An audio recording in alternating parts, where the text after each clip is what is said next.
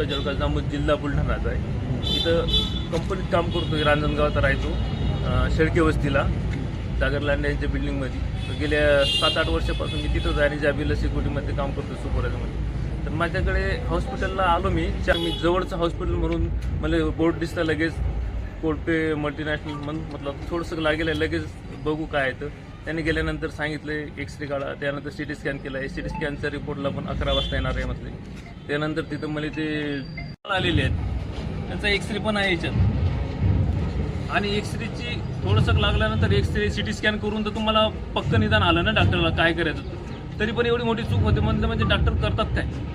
तुम्हाला CT scan देतो आम्ही 4,000-5,000 रुपये खर्च करतो एका टाईमला आणि तुम्हाला सिटी स्कॅनचा रिपोर्ट तुमच्या हातात देतो।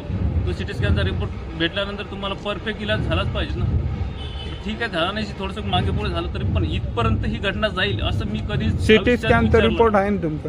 आहे ना सिटी स्कॅनचा। मुलगाचं तर संपलंय त्याचं, त्याला काहीच करू शकत नाही, त्याला मम्मी शिवाय 1 मिनिट राहणार नाही तो। आता ही जी घटना झाली याच्यामुळे माझा मुलगा संपलाय, तो पण संपलाय, मी पण संपणार आहे 2-3 दिवसात। जर याच्यावरती जर योग्य कारवाई झाली नाही तर एक तर मी तिथं जाऊन काहीतरी करणार, माझ्या याचं हे पूर्णपणे सखोल चौकशी झाली पाहिजे या गोष्टी। हे दुःख जे मला झालं ते भविष्यात पुढे कोणालाच नाही हो अशी माझी मनापासून इच्छा आहे। तरी सगळ्यांनी याच्यावरती काहीतरी चौकशीसाठी सपोर्ट करा बस।